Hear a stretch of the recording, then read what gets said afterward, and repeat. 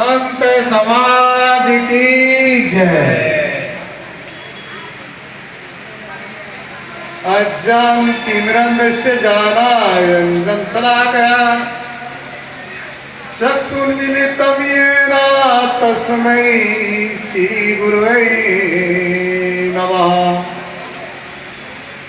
नित्यं बोधमयं स्वरूपममलं त्रैलोक्य पूज्यं गुरुं सद्विद्यां सुविच सारस्विदं चित्ते संसेवितम् आसीनं रुचिरासने शतदले सौम्याकृतिं सन्निभं तं लीलाधृत विक्रम यतिवरं वन्दे कबीरं परं वन्दे कबीरं परं। हमारे आध्यात्मिक एवं भौतिक जगत के प्रेरणा स्रोत सदगुरु श्री कबीर साहब जी इस कबीर मठ सीतापुर रोड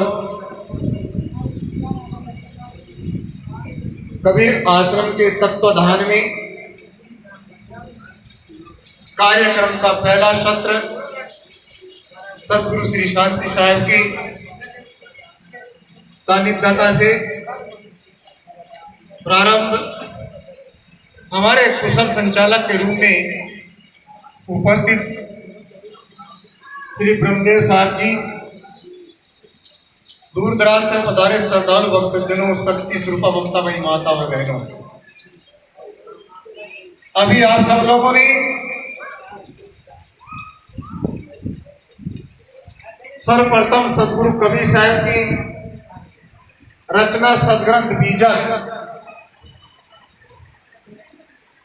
जो कबीर साहब का प्रमाणित ग्रंथ माना जाता है,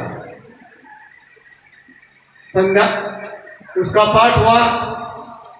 इसके पश्चात हमारे अनेकों संत गुरुजनों ने सदगुरु कबीर साहब की रचनाओं को लेकर के भजन व प्रवचन के माध्यम से आप सब लोगों को लाभ दिया। साथ ही बहनें भी आई, उन्होंने भी सदगुरु कबीर साहब के विषय में अपना विचार रखा। सज्जनों, सदगुरु कबीर साहब जी एक ऐसे महापुरुष हुए हैं जो अपने आप में अद्वितीय, बेजोड़ और बेतोड़ थे। सदगुरु कबीर साहब के विषय में जितना कुछ कहा जाए वो बहुत कम है। कबीर साहब की विचारधारा प्राचीन के ऋषि मुनियों से कुछ अलग हट करके थी और उनकी प्रासंगिकता इसलिए समाज में प्रफुल्लित हुई क्योंकि सदगुरु कबीर साहब जी मानवता विचारधारा के संत थे। उनके मूल में न कोई मत, न कोई पंथ, न कोई संप्रदाय। सदगुरु कबीर साहब जी मनुष्य को मनुष्यता में लाना चाहते थे और सदगुरु कबीर साहब के विचार मानवतावादी विचार थे। इसलिए सदगुरु कबीर साहब जी समाज में एक सत्य का संदेश मनुष्य को पढ़ाना चाहते थे ताकि सत्य को समझ करके अपने जीवन में उस शांति को उपलब्ध हो सके जिस शांति के लिए मानव जीवन मिला है। सदगुरु कबीर साहब के समय में भी अनेकों विषमताएं थी, अनेकों प्रकार की समाज में भ्रांति थी और समाज पाखंडवाद के नीचे दबा हुआ था। इसलिए सदगुरु कबीर साहब ने इसका अच्छी प्रकार से निराकरण किया और अपनी शोध बोध से मनुष्य को मनुष्य की परिभाषा में लाने की कोशिश करी। सदगुरु कबीर साहब की रचना सदग्रंथ बीजक विश्व विदित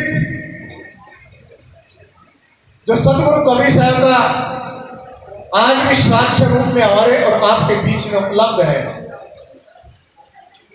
साहब जी कहते हैं बीजक में, मानुष हो के नाम हुआ मुआसो डाका ढोल, एक को जीव फोड़ने लागा भयासो आती हो। 600 वर्ष बीत जाने के बाद भी सदगुरु कबीर साहब जी कुछ ऐसा अपना व्यक्तित्व हमारे बीच में छोड़ गए कि जब हम बीजक का अध्ययन करते हैं तो लगता है सदगुरु कबीर साहब हमें अंगुली पकड़ करके राह बता रहे हैं। और ऐसा लगता है कि समाज में जो आज भी भ्रांति दिखाई देती है, जो पाखंड दिखता है, उसका यदि उन्मूलन कोई कर सकता है तो सदगुरु कबीर साहब की वाणी कर सकती है। कबीर साहब जी कहते हैं, मानुष तेरा गुण बड़ा, मनुष्य का क्या बड़ा होता है? चाहे ग्राम का ग्राम प्रधान बन जाए, जिले का कलेक्टर बन जाए, जिला पंचायत अध्यक्ष बन जाए, प्रदेश का मुख्यमंत्री बन जाए और देश का चाहे प्रधानमंत्री बन जाए, आदमी के पास कितनी भी बड़ी शिक्षा हो, कितने बड़े पद पर हो, मनुष्य के पास कितना बड़ा धन हो और कितना बड़ा परिवार हो, यदि मनुष्य के पास में मनुष्यता नहीं है, अच्छे विचार नहीं है, अच्छा आचरण नहीं है, अच्छा व्यवहार नहीं है, तो वे मनुष्य कोई काम का नहीं। इसको कम करिए भाई से, क्योंकि सज्जनों ये सारी वस्तुएं मनुष्य से परे हैं और मानवता एक अलग वस्तु है, एक पवित्र संस्कार वह सबसे अलग है। क्योंकि मनुष्य का जीवन, उसी का जीवन श्रेष्ठ है जिसके पास में मानवता हो, अच्छे संस्कार हो। और जिस व्यक्ति के पास में संस्कार नहीं है, हम उसकी परिकल्पना किसी पशु पक्षी से नहीं कर सकते, क्योंकि पशु पक्षी तो अपना जीवन प्रकृति के आधार से जीते, उनमें सोचने समझने की, जानने की इतनी क्षमता नहीं जितनी मनुष्य के पास है। कुछ करने की क्षमता नहीं है, इसलिए तो हमारे संत महात्माओं ने, महर्षि लोगों ने, महापुरुषों ने सभी प्राणियों से अलग मनुष्य की गणना करी है। क्योंकि मनुष्य में कुछ करने की, समझने की, समझाने की और अपने जीवन को सही करने की क्षमता मनुष्य में पाई जाती है। इसलिए कहा जाता है कि मनुष्य वही है जो मनुष्य के लिए मरे, अर्थात जिसके भीतर में मानवता हो। यूं तो आदमी अपने जीवन को जीता है, पशु भी जीते, पक्षी भी जीते और मनुष्य भी अपनी जीवन की यात्रा पूरी करता है। लेकिन जीवन किसका सुंदर है? जो व्यक्ति जियो और जीने दो, जो व्यक्ति दूसरे हित और भलाई के लिए जिया जाता है, सर्व हिताय सर्व सुखाय के लिए, सभी को शांति उपलब्ध हो, तब तो मनुष्य कहलाने का अधिकारी है, तब मनुष्य कहला सकता है। आदमी के पास कितनी डिग्रियां हो, डिग्रियां आदमी मानवता नहीं ला सकती, मनुष्यता नहीं ला सकती है, क्योंकि मनुष्य को मनुष्य बनाने की शिक्षा, मनुष्य में मनुष्य जैसे गुण लाने की शिक्षा सदगुरु कबीर साहब बताते हैं। साहब कहते संगति कीजिए साधु की। यदि हमें मनुष्य बनना हो, हमारा अपना विचार प्रज्वलित करना हो, अपने विचारों को सौम्य सुंदर बनाना हो और अपने जीवन को सही करना हो, तो हमें अच्छे महापुरुषों की संगति की आवश्यकता है। संगति से सुख उपजे, कुसंगति दुख होए, कहीं कबीरता जाइए जहां अपनी संगति हो। आदमी का जीवन का निर्माण कहां से होता है? आदमी के जीवन का निर्माण होता है संगत से। जैसी आदमी को संगत मिल जाती है वैसे उसमें परिवर्तन होता है, क्योंकि आदमी का अंतःकरण, आदमी का हृदय एक ऐसा हृदय है जिस चीज को देखता है, जिस चीज को समझता है, वह हृदय उसी में रंग जाता है, उसी रंग जैसा बन जाता है। आदमी जिन लोगों के पास बैठता है, जिनकी संगति करता है, धीरे धीरे से वह संगति का असर उनके ऊपर होने लगता है। इसलिए आदमी की सोच और आदमी की समझ मधुमक्खी जैसी होनी चाहिए। जैसे मधुमक्खी अपने जीवन में शहद बनाती है और मधुमक्खी के शहद से आदमी के जीवन की सुरक्षा करी जाती है, एक दवाई के काम में आता है। वह मधुमक्खी जहां तहां बैठ करके, जिन परागों पर बैठ करके, जिन परागों को ला करके अपने पास रखती है, उसमें से एक अमूल्य औषधि तैयार करती है, उसका नाम है शहद, जो आपके हमारे दैनिक जीवन में प्रयोग होता है। आप भी मधु को प्राप्त करती है, दूसरों को भी मधु देती है। और एक दूसरी मक्खी होती है जो जहां तहां बैठ जाती है, मैले कुचेले पर बैठ जाती है, वहां से गंदे परमाणु लेती है और जिस भोजन आदि पर बैठती है उस भोजन को दूषित कर देती है। तो दोनों की संगति में कितनी विषमता है। एक का बैठना इतना सार्थक है कि अपने जीवन को भी निर्मल और पवित्र बनाता है और दूसरों को भी जीवन में पवित्रता लाता है। और दूसरी मक्खी है जो अपना भी जीवन विकृत रखती है और दूसरे के जीवन में भी विषाक्तता पैदा कर डालती है, एक बीमारी दे देती है, एक रोग दे देती है, एक ऐसा रोग जो असाध्य बन जाता है। इसलिए आप लोगों ने अभी देखा होगा, हम सब लोग एक कोरोना काल से बीत करके आए हैं। कोरोना का परमाणु कोई ज्यादा बड़ा नहीं है, हम लोग नग्न आंखों से नहीं देख पाते थे, लेकिन इतना विषाक्त था, इतना जहरीला था कि आदमी की जान लेकर ही छोड़ता था। तो ये विषाक्तता आती कहां से? विषाक्तता आती है गंदगी से, और गंदगी भी दो प्रकार की होती है। आदमी के जीवन में दो प्रकार की गंदगी होती है।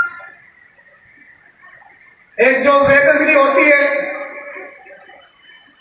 जिसके द्वारा आदमी का जीवन, जिन गंदे परमाणुओं के द्वारा आदमी का जीवन विषाक्तता से भरता है, रोगों से भर जाता है।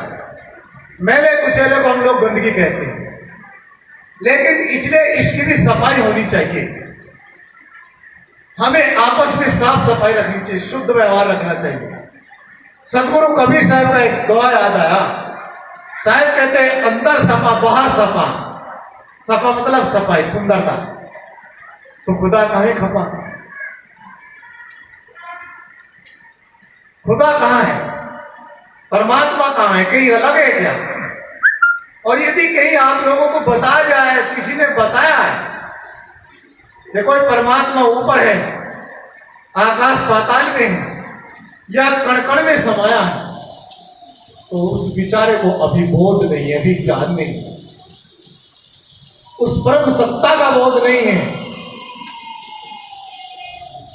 जिसके बल पर वह बता रहा है। अपने आप का बोध नहीं है, अभी भटका हुआ उसको बोध के अभाव में जीवन जी रहा है। इसलिए दूसरी गंदगी है वैचारिक गंदगी, जो विचारों की गंदगी है। सदगुरु कबीर साहब आदमी को विचारों को सही करना चाहते थे। बाहर की गंदगी से आदमी का जीवन खतरे में होता है, लेकिन यदि वैचारिक गंदगी आदमी के जीवन में आ जाए तो भ्रम और पाखंड मानंदी आदमी के जीवन को इतनी बुरी तरीके से मारती है, रौंदती है, ये आदमी समझ ही नहीं पाता मैं कर क्या रहा हूं, और उसको त्याग भी नहीं पाता। जैसे कि उदाहरण तौर से अभी ज्येष्ठ की गर्मी है, कुछ संप्रदाय मजहब के लोग ऐसे भी हैं, ऐसे संत महात्मा हैं जो अग्नि के बीच में तपस्या करें, मतलब चारों तरफ अग्नि जला लेते हैं, उसके बीच में बैठते हैं और बीच में बैठ करके उसमें साधना करते हैं, किसी मंत्र का जाप करते हैं। किसके लिए करते हैं लोग? भगवत प्राप्ति के लिए, मुक्त होने के लिए, अपने जीवन के दुख दर्द को समाप्त करके उस परम सत्ता में मिलने के लिए। परंतु मैं आप लोगों से पूछता हूं, क्या अग्नि के बीच में बैठ लेने से मन का विकार समाप्त हो जाएगा? क्या उस अग्नि की लगी हुई आंच हमारे शरीर को नुकसान नहीं पहुंचाएगी? और इसी शरीर में तो चैतन्य बैठा है, इसी शरीर में तो वो जीव आत्मा निवास कर रही है, जो सब कुछ जानती है, सब कुछ मानती है, सारा उसी का तो खेल है। अगर वह पृथ्वी पर ना रहे तो कोई मत, कोई पंथ, कोई संप्रदाय, कोई मजहब, कोई ग्रंथ अपने आप को करके कोई उच्चारण नहीं कर पाएगा। इसलिए वह परम सत्ता इस शरीर में है, तो क्या वह शरीर को लगी हुई आंच, लगी हुई गर्मी, उसकी जलन क्या उस चेतन को अनुभव में नहीं आएगी? निश्चित अनुभव में आती है, क्योंकि वह चेतन महसूस करता है, अंदर में तड़पता है। लेकिन मत पंथ की चादर, मत पंथ का विचार, मत पंथ की जटिलता इतनी मजबूती से पकड़ लेता है कि वह आदमी उस अग्नि में जलता रहता है। और समाज के लोग, संसार के लोग, इस भारत के लोग सोचते हैं महात्मा बहुत बड़ी तपस्या कर रहा है, महात्मा इतनी गर्मी में तप कर रहा है। तपस्या, तप का अर्थ, तीर्थ का अर्थ, व्रत का अर्थ लोग नहीं समझ पाते, और इन पाखंडों को वे अपने जीवन में सत्य मान करके इन्हीं के पीछे दौड़ते रहते हैं। कोई व्रत में, कोई तीर्थ में, कोई मूर्त में जाता है। अभी एक बहन हमसे मिली, उस बहन ने कहा साहब जी लोग तीर्थ मूर्त में जाते हैं, घूमते हैं दूर तक, हमारे लिए तो आप संत गुरुजन ही तीर्थ है। उस बहन के कितने अच्छे विचार होंगे, क्योंकि तैरती तीर्था, तीर्थ वही होता है जो हमारी आत्मा का उद्धार करता हो, कल्याण करता हो। इसलिए संत समागम सबसे बड़ा तीर्थ है। संतों की वाणी के द्वारा, संतों के ज्ञान के द्वारा संतों के सत्संग से ही हमारे जीवन का निर्माण होता है। इसलिए सदगुरु कबीर साहब कहते हैं कि मानव जीवन प्राप्त किया है तो इसकी सार्थकता को समझे, मनुष्य के जीवन की गरिमा महिमा को ठीक से समझे, इस पाखंड से बाहर निकले, इन दूषित विचारों से बाहर निकले। क्योंकि हमारे देश में तो इतना बड़ा पाखंड है कि आदमी, हमारे देश में जितनी जनसंख्या नहीं है उससे ज्यादा भगवान और भगवती है। अभी हमारे देश के प्रधानमंत्री जी कहते हैं मेरे देश के 125 करोड़ बहन और भाइयों, लेकिन आज जनसंख्या 1 अरब 44 करोड़ तक पहुंच चुकी है। और हमारे देश में 33 करोड़ देवता है और सारे देवताओं में उनके ग्रंथ और मत पंथ के अनुसार इस पृथ्वी को बनाने और बिगाड़ने की पूरी क्षमता रखते हैं। एक तो बाबा बागेश्वर भगवान वाले तो कह रहे थे, बोले हनुमान जी अभी भी जीवित है, क्योंकि 1 से 1 है भारत में। पूरा चिट्ठा लेकर बैठते के घर तक की बातें बता देंगे। तो मैं ऐसे लोगों से पूछता हूँ, ऐसी सोच वाले लोगों से पूछता हूँ, और बाद में क्या कहते हैं लोग, उनका मिशन क्या है इतना पाखंड करने का? ये हवाई बोले हैं, हवाई बोले जो हवाओं में चलते हैं कि हिंदू राष्ट्र बनाएंगे। मूल मंत्र है उनका कि हिंदू राष्ट्र बनाएंगे, इसीलिए पाखंड कर रहे हैं क्या? इसीलिए बताते हैं कि बाबा बागेश्वर धाम में आने के बाद सबके दुख द्वंद और सबकी समस्याओं को पता चल जाता है। तो फिर इस ऐसे जैसे लोगों को भारत की जो सीमा है, लद्दाख चीन की सीमा में, और आपके कश्मीर जैसे, तो ऐसी जगह भी लोगों को बिठा देना चाहिए, फिर पूछ लेना चाहिए कि कहां से आतंकवादी आते हैं, और पूछने की जरूरत क्या? हनुमान उनके साथ है ही है, बजरंग वाले उनकी साथी है और जीवित भी है। तो जब वे लंका में जा सकते तो पाकिस्तान में नहीं जा सकते क्या? है जी भैया बोल रहे जा सकते हैं, चीन में भी जा सकते हैं कि नहीं? जब उन्होंने अपने समय में लंका को जला दिया था तो एक मुखर में ही चीन को पाकिस्तान में, पाकिस्तान को चीन भेज देगा कि नहीं? लेकिन हमारा पागलपन कहां तक चला गया? ये दिमागी पागलपन है। सदगुरु कबीर साहब का इनकलाब था। सदगुरु कबीर साहब कहते थे, कहीं कबीर काशो कहूं, ऐसे लोगों की बातें मैं कहां तक कहूं? सकलो जगन्ना, ये सारा संसार अंधे के पीछे दौड़ रहा है, मुर्दों को पूज रहा है, शिला समाधि को पूज रहा, आदमी रोता है, गिड़गिड़ाता है। आप लोग जरा स्टडी करिए, अध्ययन करिए। आपके जितने देवी देवता सबके हाथ में हथियार है, बिना लाइसेंस के। महादेव के पास त्रिशूल है, राम के पास धनुष है, और श्री कृष्ण के पास चक्र है, हनुमान के पास गदा है। सारे देवताओं के पास कुछ ना कुछ हथियार है, और भगवती भी कम नहीं है, काली भी खप्पर लेकर के नहीं है, और सेना वाले के आठों हाथों में हथियार हैं। और फिर भी भारत, यह हमारा देश इतना खतरे से गुजरता है, और सारे भगवान रिद्धि सिद्धि, कुबेर भगवान धन का दाता, सरस्वती बुद्धि की प्रदाता, कहां तक गिनवाए लोग? और फिर भी देश गरीबी की रेखा के नीचे, बीपीएल कार्ड बन गए, अंत्योदय कार्ड। हद की बात हो गई। सारा विज्ञान अमेरिका जापान के लोग लेकर के बैठे, ये सरस्वती की पूजा करते हैं। इतना अंधविश्वास है।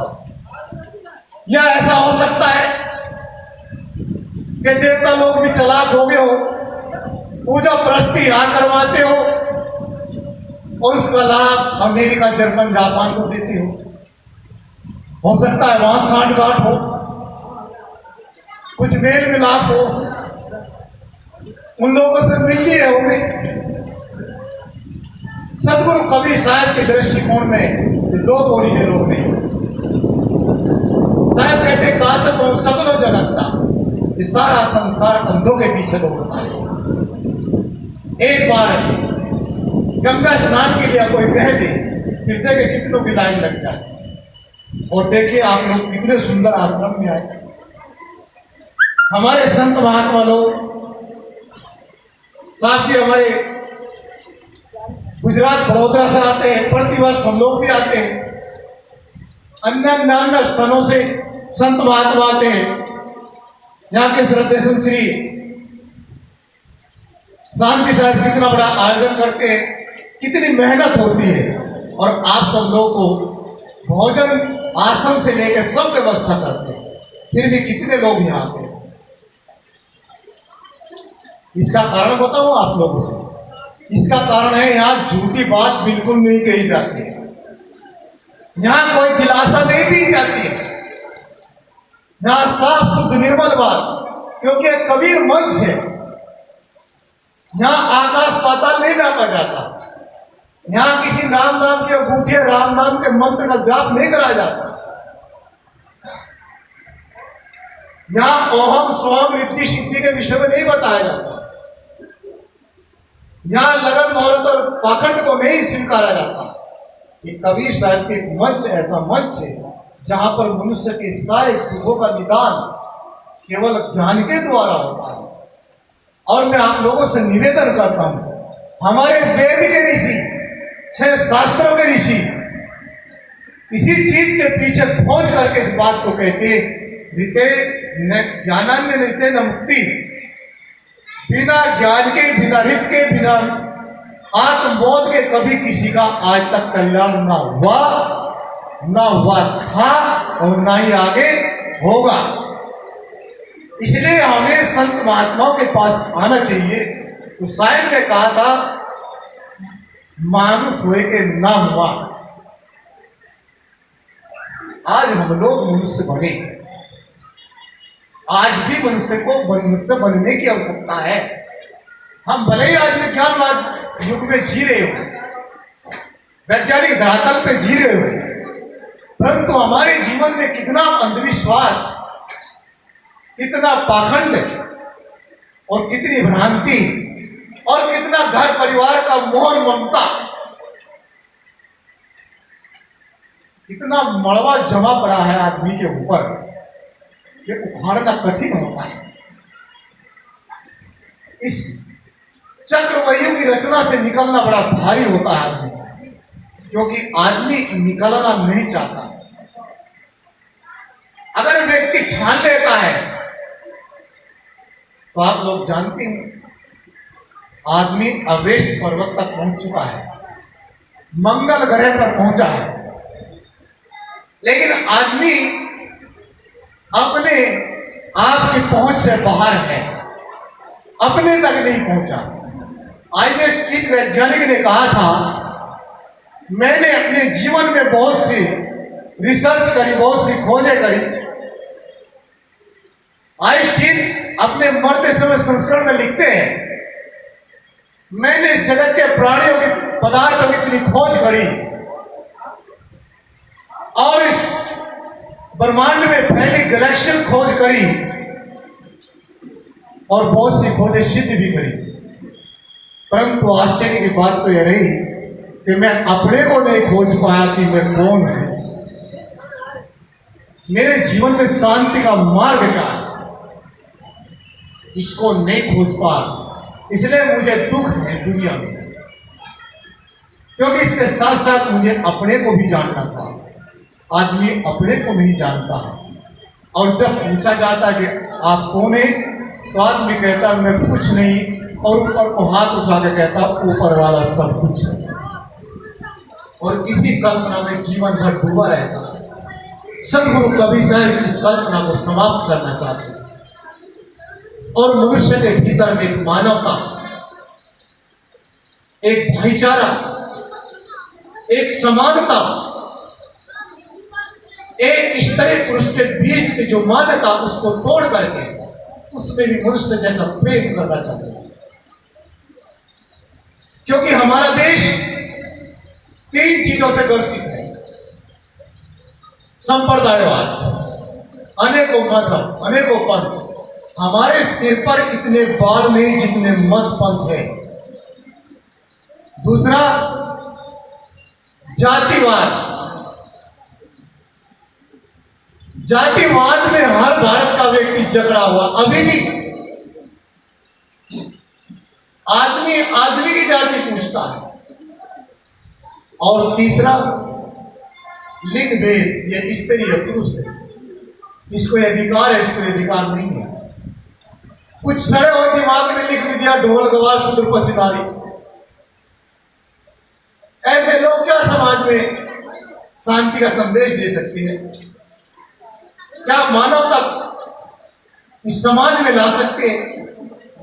क्या एक स्वस्थ समाज की संरचना लोग कर सकते हैं? ऐसे व्यक्ति समाज में मतभेद की दीवार बनाए रखना चाहते हैं। यदि उनसे पूछा जाए कि ढोल और गवार शूद्र और नारी बता रहे हो, तुम बिना नारी के कहां से जन्म लिए? बिना मां के कहां से जन्म हुआ? इतनी भी बुद्धि नहीं है जो अपनी मां के साथ में दुर्व्यवहार कर सकता है और दूसरे की बहन बेटी क्या समझ पाएगी? लेकिन सदगुरु कबीर कहते हैं आधे बसे पुरुष आधे बसे जोय। जोय मतलब स्त्री। आधे पुरुष है तो आधी स्त्री है, अर्थात आधा अधिकार स्त्री को तो आधा पुरुष को भी है। दोनों में एकता होनी चाहिए, दोनों का अखंडता होनी चाहिए। लिंग भेद की भावना त्याग देनी चाहिए। एक बहन हमारी पढ़ लिख करके, एक बच्ची पढ़ लिख करके कलेक्टर बन सकती है,